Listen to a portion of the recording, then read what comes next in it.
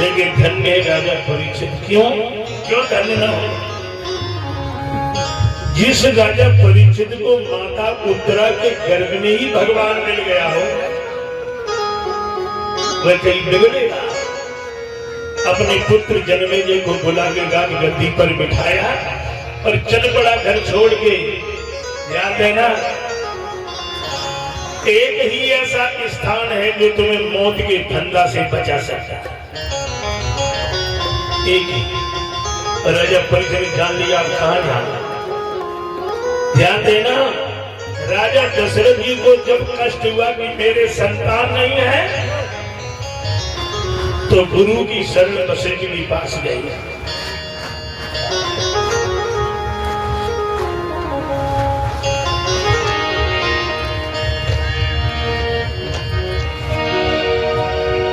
बोलो बाकी बिहारी लाल की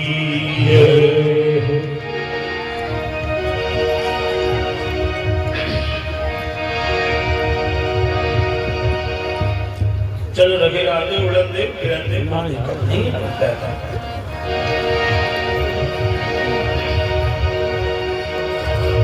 ध्यान देना, राजा परीक्षित चल पड़े। रास्ते में सप्त ऋषि मिल गए। परीक्षित ने उनसे निवेदन किया, महाराज मुझे मौत लेने आएगी, आज के 7 बजे कोई उपाय बताओ जो छूट जाए। सप्त ऋषि बोले, मौत से छूटने के लिए ध्यान देना, घबराने की जरूरत नहीं है। इन्हीं के वंश में राजा खटवांग हुए थे, जिनकी जीवन में 2 घड़ी मात्र शेष रह गए थे। उन्होंने 2 घड़ी में मुक्ति पाली, 2 घड़ी में ही केवल। और राजा परीक्षित के लिए तो 7 दिन है। अब थोड़ा सा दूसरी बात कहूंगा आपसे, हम लोग समझ नहीं पाते कि मरना क्या है और जीना क्या है। देखना, आप कभी ट्रेन पे बैठ के आओ दिल्ली से और मैनपुरी आना हो, और जो मैनपुरी स्टेशन आने वाली हुई सूटकेस बैग संभालने लगे, क्या गाड़ी खड़ी हुई, मतलब मैनपुरी आ गई। चाहे बस में बैठे हो, अरे जल्दी करो मैनपुरी आ गई। अब आपसे पूछते मैनपुरी कहाँ गई थी जो आ गई? मैनपुरी गई थी क्या? मैनपुरी तो वही है जहां थी आए तुम हो। इसी तरह मरना नहीं है। तुम अगर हमारे अविनाशी सच्चिदानंद भगवान की तरह स्वतंत्र हो, परंतु हमें ये डर लग गया कि मरेंगे जरूर। तो ध्यान देना, मुक्ति क्या है? बहुत से लोग सोचते हैं कि मरने के बाद ऊपर जब जाएंगे बढ़िया कमरा बना होगा, डबल बेड, पंखा, कूलर, एसी, टीवी सब लगे होंगे, बारे बंद कर दिए जाएंगे, फिर नीचे नहीं आना पड़ेगा। लेकिन ऐसा है नहीं, धोखे में रहो। ऊपर में कुछ नहीं है, मरने के बाद तुम्हें नीचे ही आना पड़ेगा। मुक्ति जिंदा जी में होती है, मरने के बाद नहीं। मुक्ति जिंदा जी में होती, मरने के बाद कुछ नहीं होता, जन्म लेना ही पड़ेगा। अब मुक्ति है क्या? हमारा मन 10 जगह बंधा हुआ है। हमारा मन 10 जगह बंधा है। कहां कहां? कि जननी जनक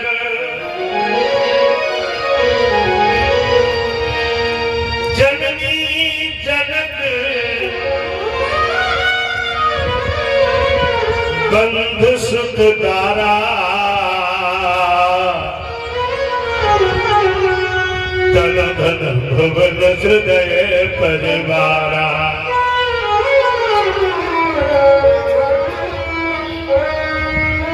एक बार मथुरा के 4 चोवे इकट्ठे हुए। 4 चोवे भांग का नशा करती थी। तो शाम के बाद एक भांग का गोला खाकर मस्त हो गए खूब। अब भांग का नशा बहुत खराब होता, सुना है, खाया तो कभी नहीं, खराब होता है, शराब से भी ज्यादा खराब। एक ने तो 2 बार लिख दिया कि गंग भंग दो बहने रहे एक ही संग, और जिंदा तार के भंग है मरे तार की। तो शाम के वक्त महाराज गोला खाए नशे में और मन में आई चलो आज मथुरा से गोकुल चलेंगे, नाव पर बैठ गए। शाम के वक्त पहुंचे घाट पे, मल्ला नाव को खूंटा से बांध के घरे चलाया। अब 24 लोग गए दशा में भी उठाया, 5 नाव चलाने लगे। याद नहीं रही कि नाव बंधिए थे, छोड़ तो नहीं बैठे, वो याद नहीं रही, नाव चलाने लगी। रात भर नाव चलाते चलाते थक गए। सुबह नशा कुछ कम हुआ, उन्हीं की पत्नियां धारा लेके जल भरने आ गई। तो उन्होंने कहा क्यों, हम तो नाव पर बैठने आए गोकुल, तुमका बस में हमसे पहले कैसे आ गए? तो पत्नियां बोली स्वामी जी ये गोकुल नहीं है, ये मथुरा जी का ही घाट है जहाँ खड़ी है। पागल बना दो। हम लोगों ने रात भर नाव चलाई है, 12 किलोमीटर नाव नहीं चली रात में। पत्नियां बोली नाव तो चलाई है, पर ये नाव खूंटा से तो छोड़ी नहीं है। तो एक जीवन नहीं कई जीवन लगा दो नाव चलाने में, पर नाव तुम्हारी मथुरा में रहेगी, गोकुल में नहीं जा सकती।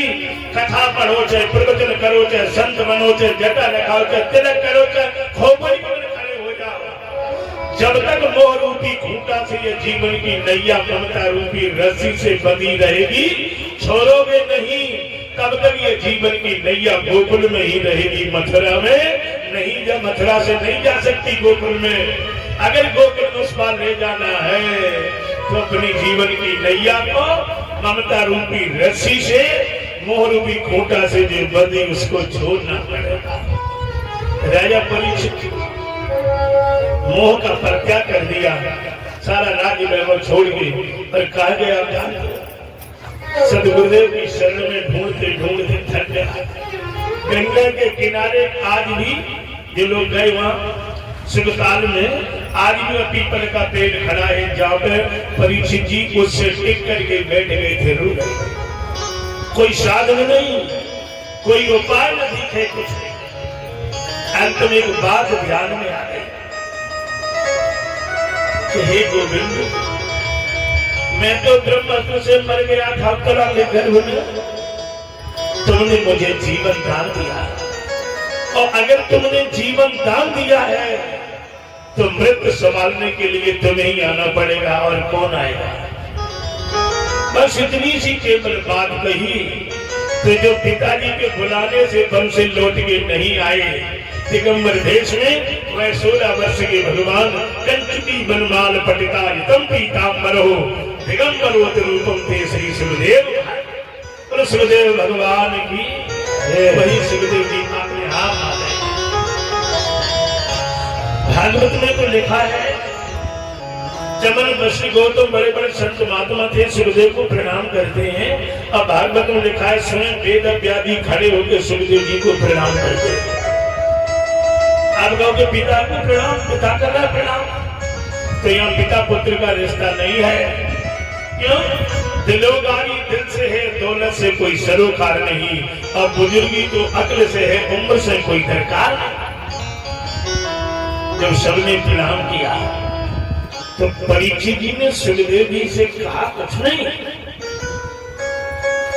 संत महात्मा बोले महाराज ये वही परीक्षित है पांडुवंशी, युधिष्ठिर का प्रपुत्र, इसे श्राप लगाया के 7 दिन तक खाएगा, तो इसकी मौत का उपाय बता दीजिए, मोक्ष कैसे मिले। परीक्षित ने कुछ नहीं कहा। जब इतनी बात कही तब परीक्षित जी खड़े हुए, नमोस्तुभ्यं विप्रः चरणोदयं पद पंकजं श्री कृष्ण रूपायतः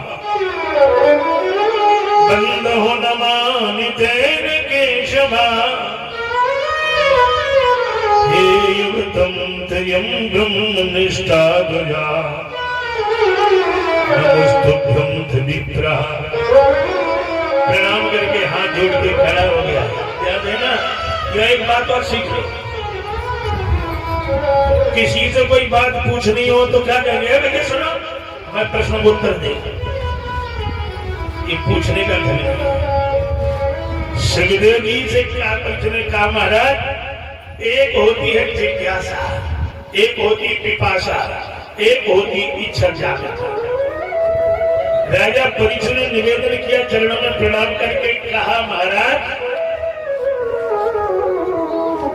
कुछ कहना चाहता था। सुखदेव जी ने कहा, बोलो बोलो। तो ध्यान देना, परीक्षित नहीं कह सकता था कि हमारी मौत का मृत्यु साधन बताओ मोक्ष का, कह देता है। ध्यान देना, लेकिन ना परीक्षित ने यह नहीं कहा कि हमारी महाराज मोक्ष का साधन बताओ। परीक्षित ने जो पहला प्रश्न किया है आज दिन तक दुनिया में किसी ने नहीं किया। आजकल कोई ज्ञानी मिल जाए क्या पूछेंगे, महाराज होली के मेरे को नाम बता क्या, सुर्पणखा के पति को नाम बताओगे, सुदामा के माता पिता का नाम बताओ पंडित। ये अनर्थ की बात है, व्यर्थ से कुछ मतलब हल नहीं होगा। अगर कोई संत मिल जाए ज्ञानी तो उससे क्या पूछो, ये परीक्षित जी से सुन लो। परीक्षित जी ने कहा, गुरुदेव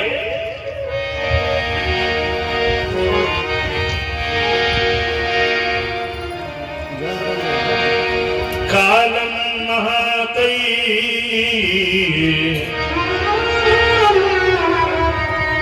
अद्भुतम तेन यदुनाम